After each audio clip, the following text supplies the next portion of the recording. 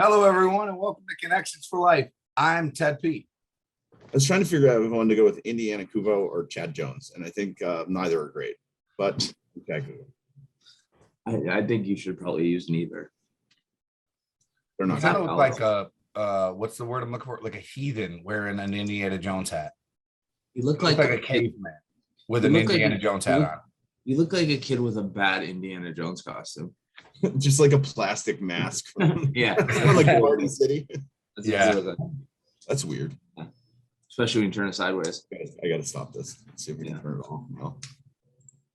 Here I am. Chad Kubo and the Legend of Doom. My shadow didn't change. I don't get it. Still got it on.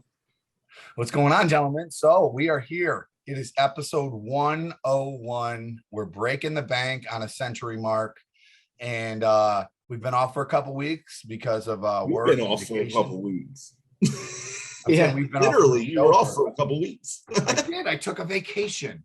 Oh, unreal. Can't allow, not allowed. I'm not coming down on you for it. No, but you That's were like off you. for 2 weeks. That's the reason. I did. I took a almost 2 whole week vacation. I worked 1 day in there. And by Sure that you one day, I worked on Tuesday the 5th. Sure you did. I did. We didn't. No one heard from you. Yeah, I talked to everybody besides you two. Prove it. I'm trying to fix it. Anyways. Yeah. No, it's good to be back. It's good to be back. Episode 101, guys. We're cracking the century mark. Yeah, it's crazy. That's insane. Now it's like there's nothing to look forward to. There's not to look forward to. It's just Well, 200. It's becoming increasingly harder to find people to interview because you just like we've interviewed we got lazy. 90 people. We got lazy. Which that's it. Well, that's a great transition because we know who we have coming on this week. Do we? We do, but we're not going to talk about it yet. But No. that would transition well. So cue that back up again in a couple minutes, Chad. Do my best. How have you guys been? How was your weekend, Joe? It was good. Just standard stuff. I mean, every weekend now is full of sports. Every day is full of sports for the kids. So it's it's just nonstop. Softball tournaments, gymnastics, soccer tournaments. It's just Thank God soccer Lila doesn't practice. play anything now. I know, right? What would you do? She'd have to get her own car. Or like an Uber gift card or something. Yeah, I don't know. An Uber gift card. I don't know. Things have been good. Just standard everyday stuff. How about you guys? Just sports, more sports, and then more Yeah. sports. Lacrosse hockey, Right, lacrosse exactly. hockey, lacrosse hockey, like and repeat. And Right.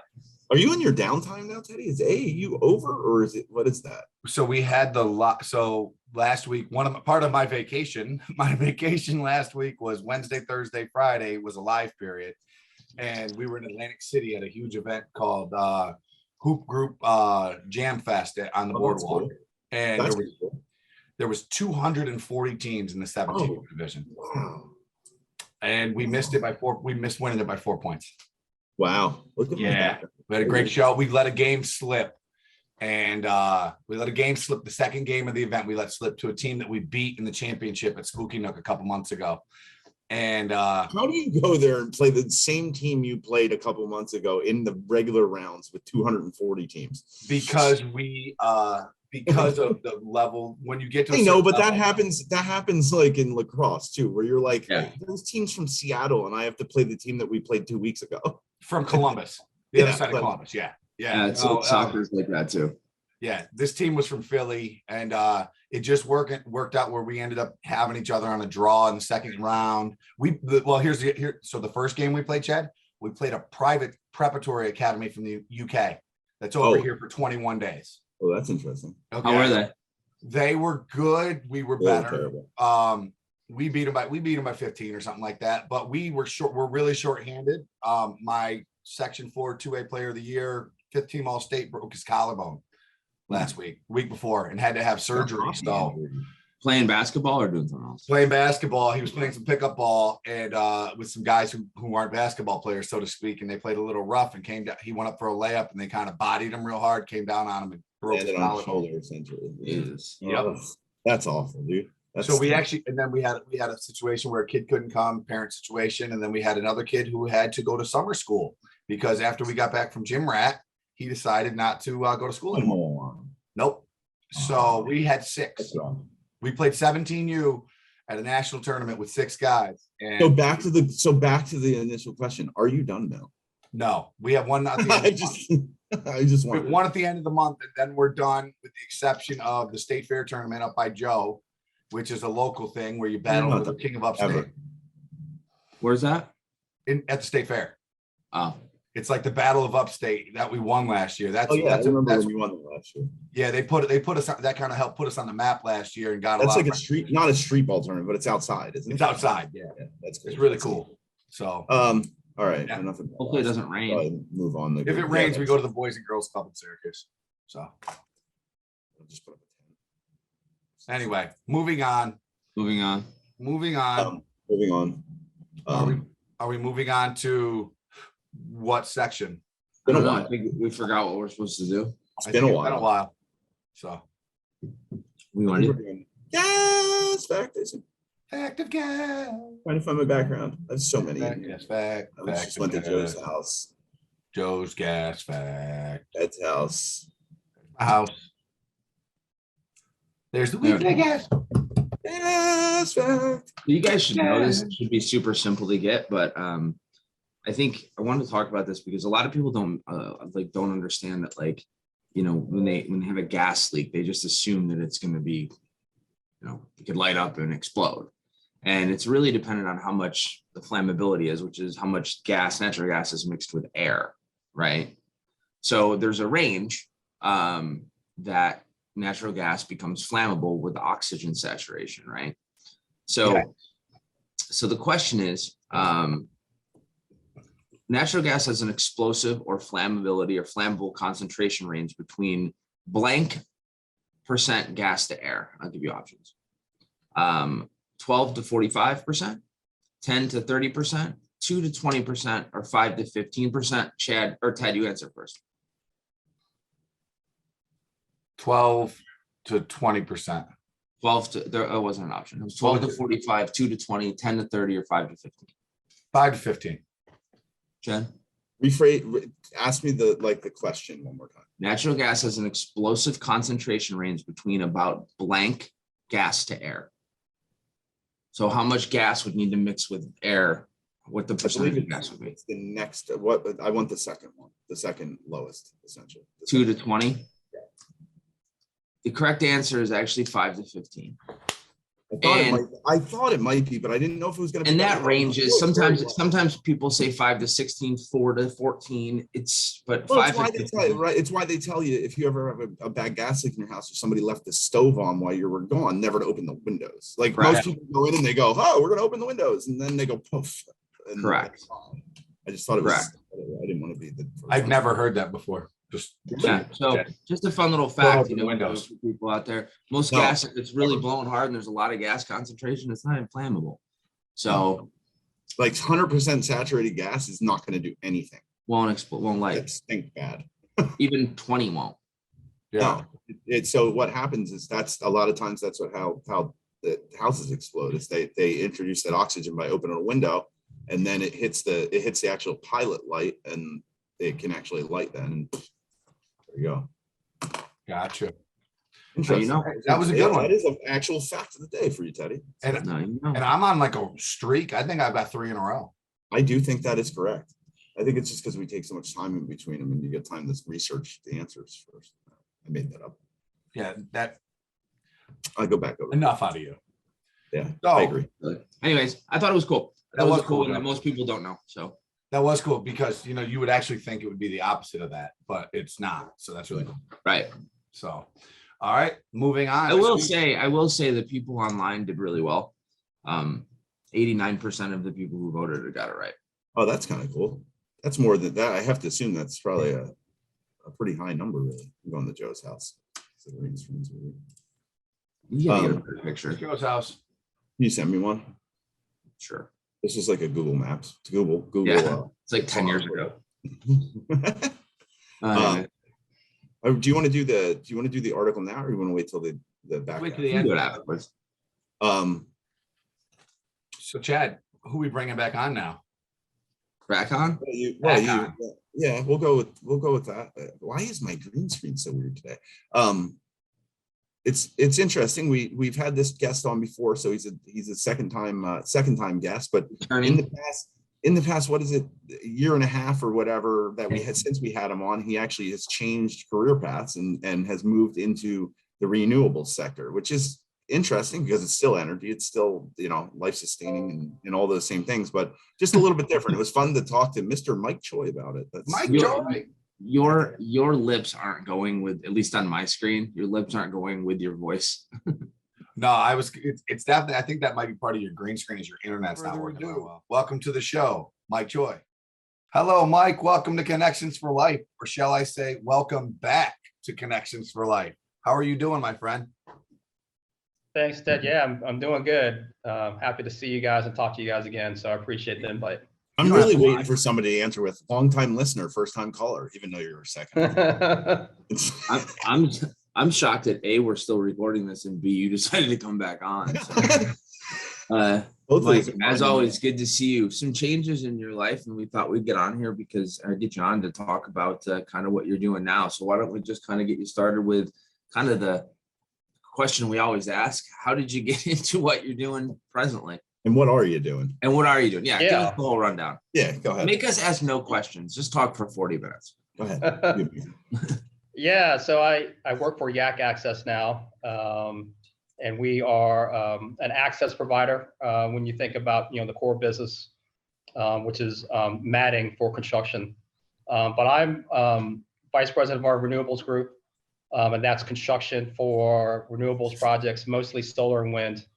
So just think about like civil type construction, tree clearing, dirt moving, that kind of stuff. Do we need to end the interview right now? For my uninformed self, you said matting for construction primarily. So I didn't know much about this until I got to work with the contractor side of our business. By matting, you're talking about so say you have like an environmental issue where you have to go through the matting to protect everything, right? Yeah, there's big timber mats for the construction equipment to go across some of those environmentally sensitive areas. Exactly. Okay. Well, Ted, that was a great job. Yeah, you, buddy, knowing something. Gold star. I wasn't even being smart. I was like, Brianna, I thought you were going to ask what they were, and then you answered it. I was like, I'm going to have Breeze flash a gold star right over Teddy's. Can I leave now? I'm one for one. So I'm one for one. I get for the day. It's not getting any better. Yeah.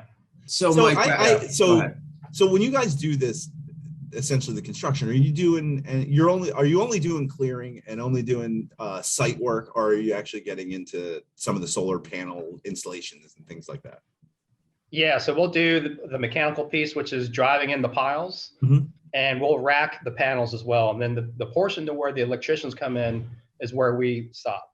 We'll do everything up until that portion. I'd assume, like once you get it all together, they just go. I don't think it's that easy, but they got to run the wire along to it and put it all together. There is a little bit to it. Mike, I have to ask, you spent how many years in corrosion? 20 something? 50? 60? Aged well. Yeah. Mike's 80. They call me Methuselah. Yeah, they call me Methuselah. No, yeah. So I spent a good portion of my career in that, right? I mean, that's where we all met. So that's been about 23 years in corrosion and oil and gas. So that's been certainly a big transition because, as you guys know, I also spent a bulk of that time in the engineering side of the business. Right. So now I was gonna say, just my question is, what made you make the switch? Like, why? Was it just a different opportunity, something new to try? I mean, for me and most of us, Chad included, Ted not as long, but we've been in the industry for, it's been 12 for me. Chad's plus 20. Or 20 plus, that's kind of scary to go, okay, I'm going to try something completely different right now. So I was just kind of wondering what was the thought process there and why'd you make the switch? Yeah, no, that's a good question. Thank you. Probably the easiest answer is that, my wife calls it my midlife crisis, that I had to do something just totally different and make a 180. Just got like that boat. Could have got a Corvette. Yeah. No, been there, done that. Had a boat. So hole in the water, you throw money in. That's right. Got sick of wasting money on that. Mm-hmm. But no, I was at a point in my career that I was looking for something a little different. I was looking for a different kind of challenge that, that was different from oil and gas and corrosion. And, as I've been here almost a year now, I look back because I keep getting calls from people saying, hey, you ready to come back? Do you miss it? Honestly, I don't. This business that I'm in is pretty exciting. There's just a lot of activity, a lot of churn, meeting new people, the challenge of starting something new. It was almost like I was in kind of a rut in the sense of just doing the same thing every day, got to make the donuts, waking up same time and doing that thing. So, it was just one of those things that was kind of opportunistic. I wasn't really looking, and it just kind of fell into my lap. So that's kind of, if that hadn't happened that way, I probably would have still been where I was because, like I said, I wasn't looking for another job. Sure. I was just kind of going through in my mind, hey, it'd be nice to have a different challenge. So, well, Joe and I see you in Huntington, West Virginia randomly at all anytime. Look, that was really interesting. I've only ever been there a couple times in my life, and that was the first time. And I've been there two times now. So a couple. For those of you that don't know, Chad and I ran into Mike years ago. We were going into a restaurant as he was coming out of a restaurant in Huntington, West Virginia, and just none of us are from or around that area. So bizarre. There was like nobody even there, and it was one of the creepiest, weirdest hotels that we've ever stayed at. I think Mike just was there for the day. He didn't make the. Yeah, we stayed in this hotel that was getting changed over. I know, completely off subject, but I wouldn't get on the elevator because all the elevators were broke. So Joe would carry his bag and my bag down 11 flights. He was like, I'm not going down the steps. I was like, we're leaving. We have an appointment. He's like, nope, I'm waiting. That was honestly probably the most random encounter I've ever had in my life. Yeah. Like you said, out in the middle of nowhere, West Virginia. Now, if you're in the oil and gas business, a lot of people probably know why we were there. Sure, but just to randomly meet at that one restaurant on like a Tuesday. It was yeah. Tuesday at 11:30 in the morning. It was like happy hour, right? It was like around 4 o'clock. It was like 5. I don't even know. Like that, or 5. It was like 4 or 5 because then we got stuck in a huge rainstorm. Yeah, it was early. Anyway, I digress. That's all right. Mike, I just want to ask you about what you're currently doing now. I know you kind of touched on it, but if you want to go into a little bit more detail, because I think a lot of us don't understand renewables, and it's kind of like that, it's a good, bad argument, depending on which side you stand on. I was just kind of curious about what you guys are doing now and how your experience has been since you've come into a different industry. Yeah, well, first of all, like you guys, I was sitting where you guys were, last year, and we were kind of dabbling in renewables with my last employer over at Pond, and they've really gotten started in a really good foothold in that business. But I'm basically chasing solar developers, and getting to that point to where when a project is ready to go, we want to be in position to do the construction for those jobs. Is that all over the United States, or? We will go anywhere east of the Rockies. We don't really have a presence on the West Coast, but anywhere east of the Rockies we'll go.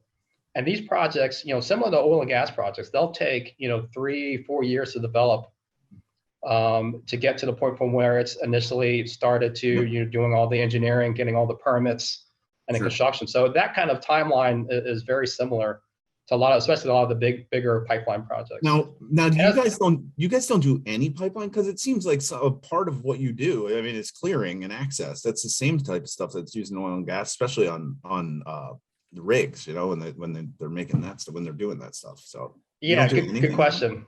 We do. So there's a portion of our business that does construction and matting for the pipeline business. They just don't let you in that part, huh? That's right. So not that guy. But yeah, so there is a portion of our business that a big portion of our business that handles oil and gas, and matting and for pipeline, but those guys also bleed over and will do carbon capture projects. So that's interesting. You guys have probably heard in the Midwest there's some big carbon capture projects being planned or being implemented. They're doing those as well as far as matting and we can also offer the clearing and civil construction, but we also do power line. So our power line business does a lot of work with utilities. I'm up in Massachusetts today with our group that does a lot of work for a lot of the utilities up here. So we do a significant amount of. How many employees? We're somewhere around 500 or so, maybe a little bit less than that. Wow. Now, another question: do you do any work in the oil and gas that do those things ever tie into each other? Do you ever run into something where your oil and gas projects run into solar and they're combined? That sounds kind of stupid, but when you clear that much land and things like that for oil and gas, it leaves you a huge space and opportunity for solar to put things in to utilize it for both potentially. I don't know if that's ever done or not. Sort of. So we've had some instances where some of the pipeline contractors we've worked for has bleeded into the fact that they are also doing solar. Gotcha. Because they're those guys are looking to expand their business too. Mhm. And so we've worked together on some projects. And those guys have a lot of those guys do their own civil construction. Yep. And so a couple of jobs we did the pile driving, for instance, for the panel racking. For those guys on a couple of jobs. So from that instance, yes. And of course, as you guys know, all the majors are involved in solar, have some type of renewables interest somewhere, right? And that's really where a lot of the crossover is. And you especially see it in the utilities, right? Where they're kind of diversifying a little bit, getting some of their power sources from solar or wind or renewable natural gas. It's probably the most common one you guys hear about on the oil and gas side, especially on the utility side. And one of the things we strive as a group, the three of us at least, and part of the show is trying to intertwine the two. We can't have one without the other. I mean, it just is what it is. We can't tomorrow flip a switch, no pun intended, and go to all renewables without having oil and gas. So well said.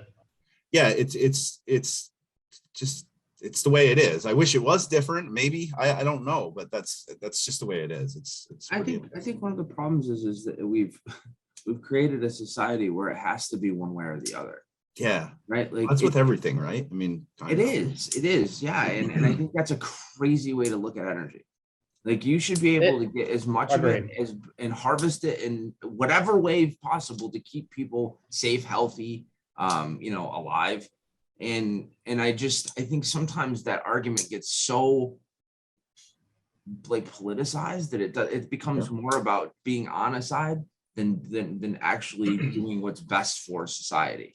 And I just, part of the reason we wanted to have you on, Mike, is to talk about that a little bit, I guess, and also, kind of bridge that gap, because I don't think there's anybody, at least in my circle or people that I know, that says it's got to be fossil fuels. It cannot be renewable, right? Like that's a silly argument. We don't disagree with that. It's just got to be sustainable. And when people are, not able to get food, or people are not able to have shelter or light, they're not, I mean, just anything simple. You have these states that are turning off natural gas in electrical generation, where people can't, they're having rolling blackouts or brownouts. Right. People can't. That doesn't make sense. There's a way to harvest energy to be able to provide for people. So why aren't we doing it? It's because you stop clicking your pen. Put that pen down, Joe. Sorry. It's like, what is clicking? Is it really loud? Is it really loud? It's weird. I was like, what is that? Sorry. No, Joe, that's very astute. I agree with you, because unfortunately, especially these days, as you guys know, politics is in every conversation. Seriously. And the thing is, to your point, there's a way to achieve it one way or the other, our goals. Yeah. And really, it's just a simple evolution of where we are as a society from, going back to, hundreds of thousands of years ago till today. The one thing that's always going to happen is that we're going to evolve and we're going to change the way we do things. Sure. And I get that a lot of people don't like change, but the only thing that's constant is change. So whether that means that we're going to get some of our power sources from renewables or oil and gas or whatever the case is, we can, and it's okay to disagree. I'm okay with that. People, and that's the hard part about, but it's not with a lot of people anymore. It's the problem of separating out emotions when you're having a conversation. It's okay to disagree. And we're all human, and emotions are a part of us, but we can have intelligent conversations and push things forward. We don't have to get nasty and get in each other's faces about things. We can have civil conversations. But that's what's happened. I mean, Choi 24.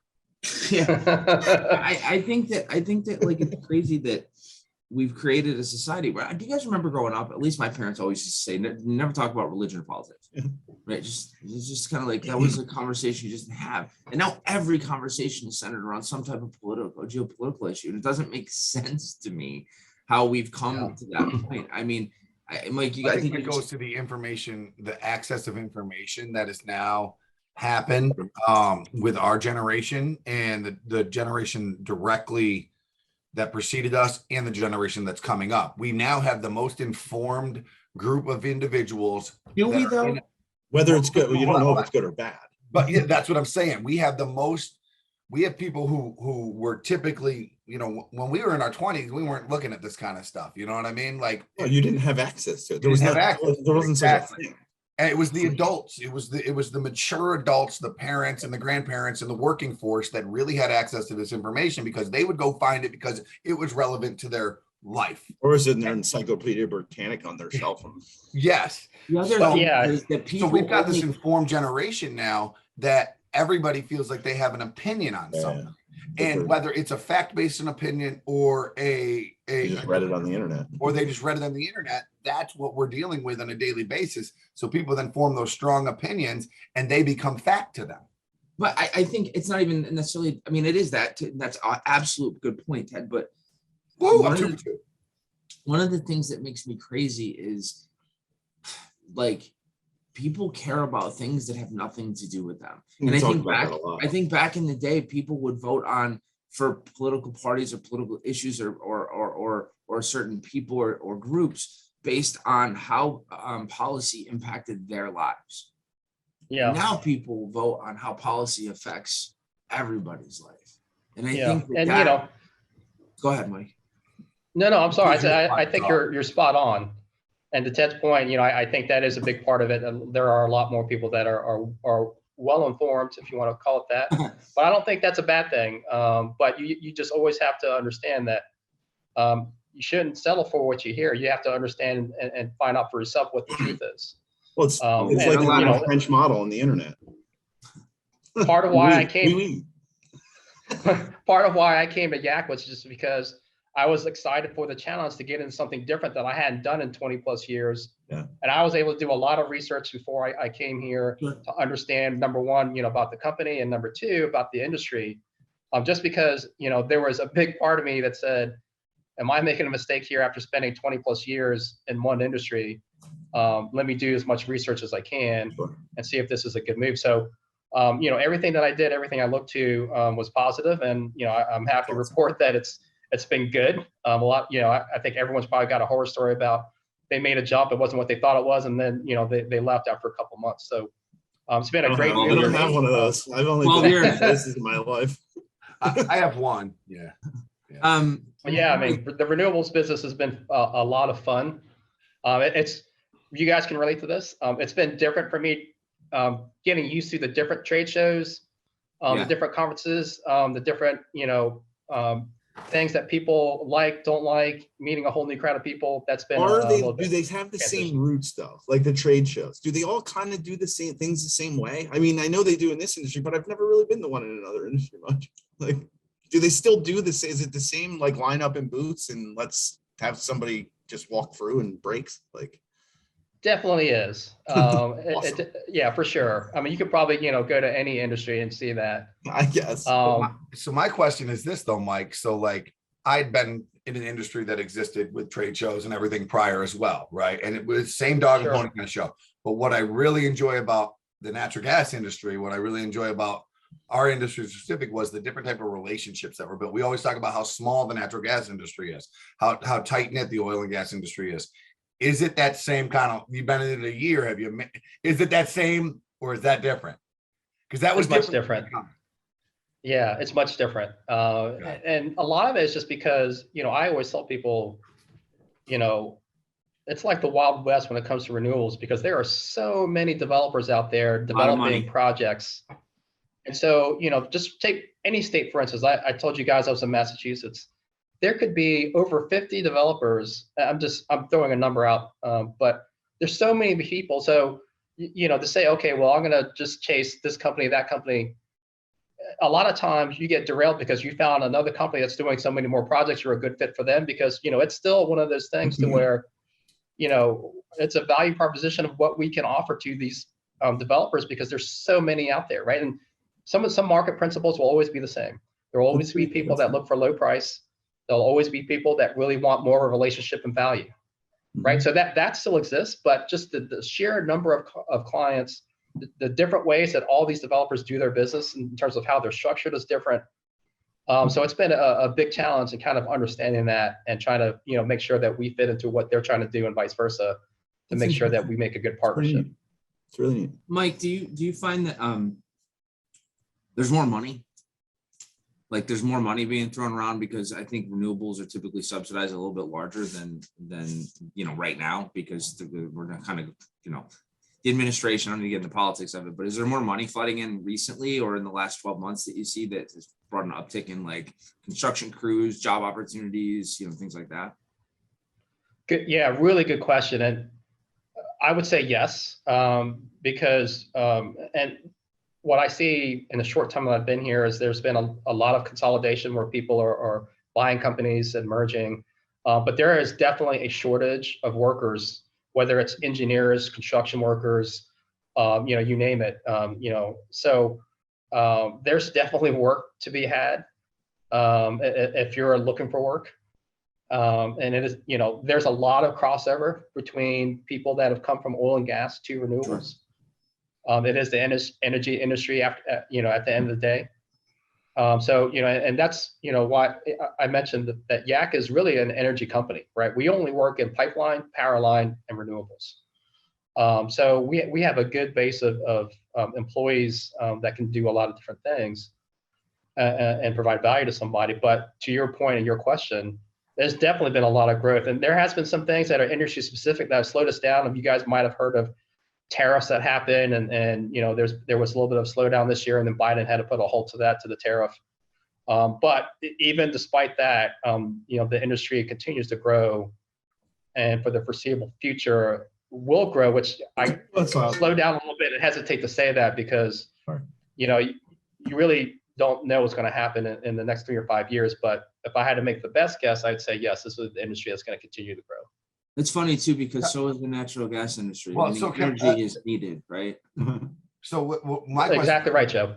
similar to Joe's in that. So as you say, this industry is going to grow over that same time frame. Do you see natural gas, the oil and gas industry, excuse me, not just natural gas?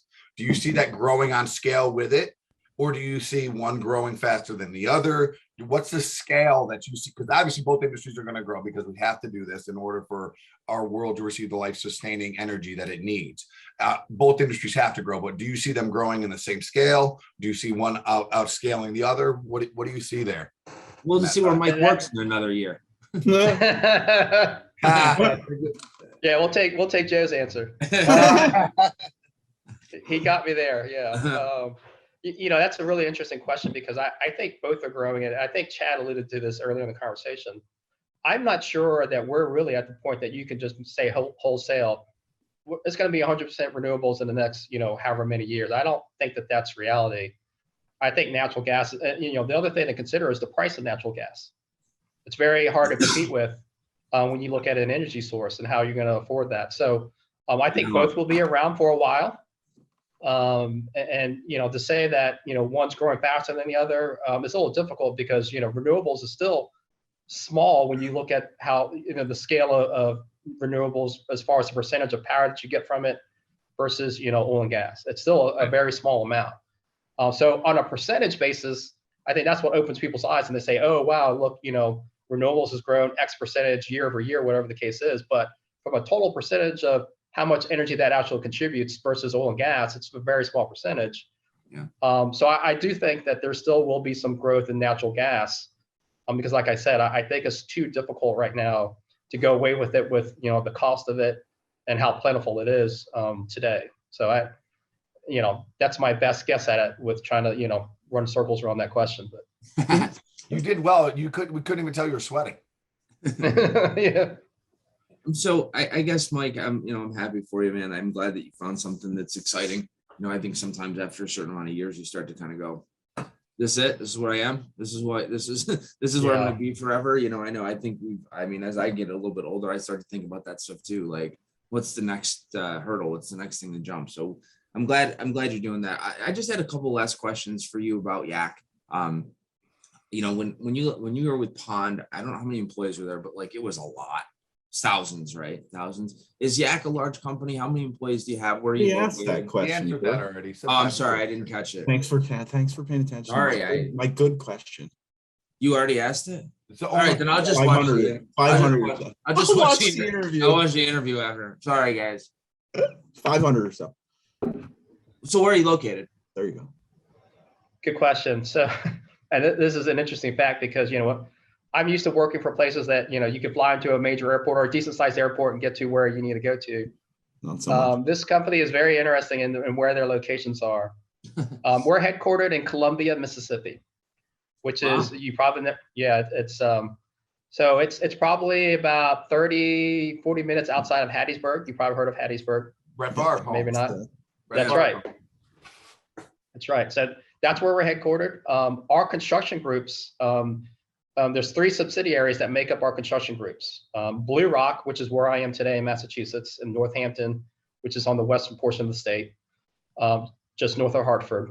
And then we have a construction subsidiary in the Midwest called Klein, and they're in Canton, Ohio. And then we have another construction subsidiary called New South, which is in Madison, Mississippi. Cool. All right. Good thing you knew all that. You know, Chad, yeah, you guys are close right now. Now, with those construction subsidiaries, that's where the 500 employee headcount is comprised of, or is that their subs basically to Yak? Good question. So Yak is the parent company. Yeah. But those employees are scattered about everywhere because it's not just construction. It's, you know, Right. all the employees that are on the matting side of our business, right? Yeah. That subsidiary is called Yak Mat. And then of course we have hundreds of matting yards all over the United States. And that's really one of our big Those called advantages yak as far yards? They're called Sure, yeah. Yacards. Is Yacards. everything, what's up with the yak too? Like, where did that come from? Yeah, I want to know. We need to know why the yaks are. I mean, Well, you yaks in guys- Mississippi aren't. Let me guess. Actually, let's do this like Joe's guess. I'm gonna guess because yaks carry everything is like at Everest and everything like that. That the Ooh, mats that's a can good- carry everything that goes over top of it. Okay, Joe, what's your guess? I don't know. I normally Yes. This is gonna be Joe, this gonna is be how it interesting. feels every time that you ask me a question, Joe. Yeah, but you already thought of it. You just put me on. I know. I just thought of that right now. That was like the quickest I've ever thought. I of think anything. it's yak because they thought yaks were cool and the guys from where yaks live. I don't know. yaks are my favorite animal. Yeah. I'm gonna go with the original owner group's initials become Yak, Kowski? Yeah. Maybe Kowski. and they went with that to. I sure hope Mike knows because otherwise this is just going to be ridiculous. Well, Go no, ahead. you know, not only did Chad put Joe on the spot, Chad also was the first one to blurt out an answer, right? He didn't even give Right. you guys a chance to. There Right. wasn't- I'm gonna, I knew the I'm gonna answer. take the That's best why. answer. I'm gonna take the best answer and then put you guys on the spot. I Yeah, win it's somehow. actually the first time in 2 years I've ever answered it right. Is it Chad's right? first response. Yeah, Chad's first response, spot on. I'm gonna create a renewable company named Sherpa. Yeah, it's a good day for us. We've been right a lot. I know. I haven't. Yeah. I messed up. I didn't listen to the first question. It's okay, Joe. Listen, now you You know. know What, we now winners. you know what. Now we know what you feel like all the time. 101 episodes. I made a mistake. I apologize. But yeah, I mean, you know, certainly it's interesting because the Yak logo that you have, you know, up there behind you, Ted, we've got a lot of comments on that. It's definitely something that people recognize, and that most people are like, oh, you guys are the Mac guys, right? So that's been big brand recognition for us for Cool. sure. It kind of looks like another logo, but I can't think of what. No, you know what it reminds me. Do you guys ever remember? It's that the movie where Oh boy. Stifler from American Pie and Ant-Man are like mentors to trouble kids. And listen, and they drive around. There's an energy drink. It's with Paul Rudd. Yeah. I've seen it. Yes, that's the logo. I would It never. reminded me of ever- Red Oh. Dog beer. To me, it was Red Dog beer. That's Red it. I Dog don't know beer. why. It's just because it's so red. All right, we should probably end this. Let Mike get. I feel like we should have ended it a half hour ago. Don't ever wear that shirt with a red background again. You should have Yeah. worn something contrasting. Just I think throwing it it's out just there. fun. We should make the backgrounds. You look No. like you're on fire. It's just fun. Chad made it about the background and not him. So it's It kind of looks Nice like work. the Chicago Bulls logo. It does kind of look like the Chicago Bulls logo. a little Can bit. we go now? I've been Yeah, gone. Mike, for- listen, thank you so much for joining us again. Episode Anytime. 101. It was awesome. We thank you so much. Yep. Anytime, guys. Thanks for having me again. Appreciate it. Absolutely. Good guys. seeing you, Mike. Mike, thank you for joining us the second time on the show there, updating us with the changes in your career, the transition into the different energy sector, and just all the things going on in your world, man. I really appreciate hearing about it. It's too bad that we're gonna take back over fossil fuels. Fossil fuels coming back. He'll be back. You'll be back, Mike. Yeah. I thought it was interesting, just because I feel like that's a big career jump for him, but I also feel that maybe with his experience in the gas world, it makes it a little easier, because the gas world is habitually known to be tough to do business in. I mean, it takes forever to do anything. And I think I also think it's just something new and exciting for a guy that had been 100%. doing the same thing for 20 years. Like, just switching it up and doing something different is always, refreshing. it's refreshing. It's fun. And Mike's a great guy. I mean, it's the only thing I'm going to miss is we won't see him at trade shows and stuff and be able to monkey around with him. But, we'll stay in touch. We obviously have. So it's good for him. Good for him and his family. And I hope he's happy with what he's doing. It seems like he is. So. Yeah, He does seem happy. So let's move on to this article, our next segment, the article. All right. So yeah, I found this one interesting. I'm going to share my screen here, if I can remember how to do this after going on vacation. Boom. There we go. So, Joe, you got this from CPR News, it looks like. Yeah, I found it in a Google search, to be honest with you. So I'm not a big follower of CPR News, but That's just breathtaking. climate-minded homeowners are cutting themselves off from the natural gas system. So if you could just scroll down a little bit. So I'm going to just quickly read this. I want you to scroll back up to the picture just for a second. It is funny.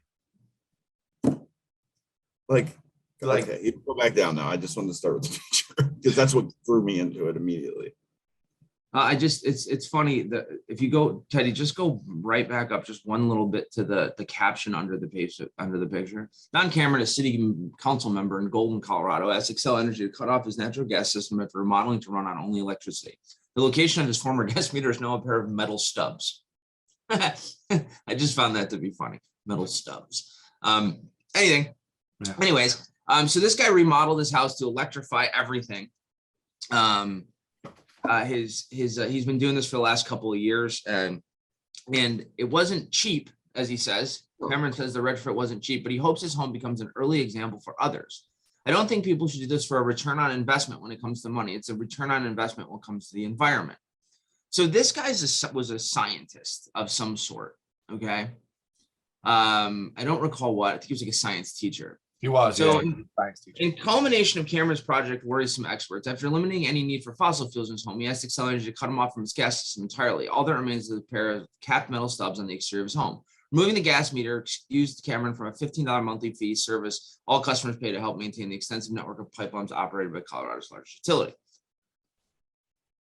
For a scientist and a gentleman that's probably relatively smart, he's a council member and he's obviously had a good career. He spent all this time and money to retrofit his home to electrify it, make it all electric. So new, I don't know what appliances he had, but I'm assuming it was probably several $1,000s to replace these. Yeah. For a state that this is where their electricity power generation comes from. This is going to be fun, I think. This 3.5% hydro, 24% natural gas, 34% coal, 7% solar, and this one actually was surprising, 34% wind. So, wow, 34%. However, because of demand lately, coal has actually, and cost of natural gas, coal has actually ramped back up. They had actually dropped coal in Colorado, but now it's coming back up because it's cheaper. So with that being said, I struggle to see the value conservation side of doing something that doesn't necessarily equate to anything. And well, we've said this before, like it's really, really hard for the general population consumer to be able to realize that, hey, I'm doing something good for the environment by switching to electricity only in my home, right? not realizing that, the majority of electricity is generated by natural gas in their state or wherever they live. That's so in return, they're not really doing that. And on top of that, we've talked about before, natural gas never has service outages. I mean, it does, but like does, but compared very, to very electric, rarely. it's yeah. 1 in No. 800 customers experience a service outage versus 1 in 1 electrical customer. My power's gone out 3 or 4 times this summer already. Right. Yeah. So I just, I read this article, and if you scroll down, I suggest everybody take a look at it. But if you scroll down, it's got some really interesting stuff about, I have to reshare. equitable transition, and that one of the things that really cracks me up, if you scroll up a little bit, Teddy, keep going, right there. Why ditching gas could leave behind higher bills. No crap. Like, Did you say no like, cap? no crap. Hey, if you would have said no cap, it would have been even funnier. Yeah, it would have. I mean, without proper planning, the research suggests a rapid energy transition could leave lower income home customers with higher gas bills, raising questions about economic fairness of shifting homes away from fossil fuels. So what they're saying here, which I find interesting, is they're not saying that if you leave natural gas, you're going to pay more for electric. What they're saying is if people all start to get away from natural gas, that it's going to raise the price of your natural gas service, because they spread the the fees out amongst all of their service territory. So if 20% of their service territory decides to go to electric, then the remaining 80% is going to have to offset that cost. It's crazy. So lower income homes, lower income people that don't have the opportunity to switch even if they wanted to, are actually going to be left with paying more. So I don't know. So my thought on this is also crazy. If you look at any major city, right, and you look at these multi-unit homes, I'm not talking like a duplex. All right, I'm talking a 20-unit apartment, okay, that's fed by natural gas. To retrofit that facility to run on electricity only is going to cost upward of over $100,000. Sure. All right. Where are you expecting the homeowner or the landlord to be able to come up with that? Yeah. You can't put that burden on them. Well, and the cities that are passing the mandatory, no new gas services, so to speak, are now, once that's in place, they're going to pass that you have to retrofit everything. And what they're going to do to supplant that, the upfront fees, is they're going to give them money for it, essentially, to do it. Where's that going to come from? Us. Well, if you guys, if you want to make it even a funnier point, if you go go back to that. Oh, go back. Sorry. Yeah. It's there. So just stop right there. Right under your Excel bill has tons of small charges here. Houseman doesn't see evidence of a rush away from the natural gas system. Federal data show the U.S. added more than 1 million natural gas customers between 2019 and 2020. Rapidly growing states driving the growth include Colorado, which added 27,000 natural gas customers over the same period. So that guy went one that way, and we got 27,000 that went the other way. So I mean, it's not like it's a big concern yet. I just think it's an interesting thing that, this guy, he's doing what he believes is best for he's not even doing, he's making it worse, actually. Well, he's just raised the cost of his own life. Like it costs more for him to live. But he's also using more electric, and to use more electric, they have to use more coal. Yeah. Correct. Which is the largest opposite. Which is the largest power generation thing in Colorado, which is still dirty burning coal. So it's who knows? Anyways, we can move on from that. I just wanted to cover that. I like that, Joe. That was a really good one. That was a really good article, Joe. You're like really today. Mind-blowing gas facts and articles, Joe, today on the 101. They were good ones. So what happens when you have 2 weeks to prepare? I'm just kidding. I really didn't. I had 15 minutes. What else do we got? Anything? Did you got where while I was gone? No, I missed. Where are we gonna be, Joe? You and I are at where are you next? You're somewhere, Minneapolis for something? Yeah, I'm in an APGA in Minneapolis next week, from Monday to Wednesday. And then the gas operations conference. And then we have August 1st for Robert Morris Appalachian Gas Measurement short course. And then the next week after that is Omaha. for Omaha. MEA. Omaha. Route Yeah. 47, Omaha. I don't know if I'm Omaha. thrilled about Omaha. I haven't been there yet, but I guess I'll find out. We'll see how it goes. Yeah, so I guess we can wrap her up. All right, Well- boys. Well, always good to be back. Thanks for Absolutely. everything, Mike. Thanks for Miss coming you back guys. on the show, and Yeah, thank hopefully you, we'll Mike. see you again next week. Hey, remember, click like, subscribe, share, comment, all of those things. We hope that we get Leroy back in the building. Comment Oh, yeah. weekly. I hope that Dougie comes back on here, and Dougie's always commenting. He does Dougie's comment always. a lot. I know We we need gotta to get Doug interview on. Doug. Let's Why get don't we Doug on. Yeah, Yeah. I agree. Ted, we're gonna put you in charge of that.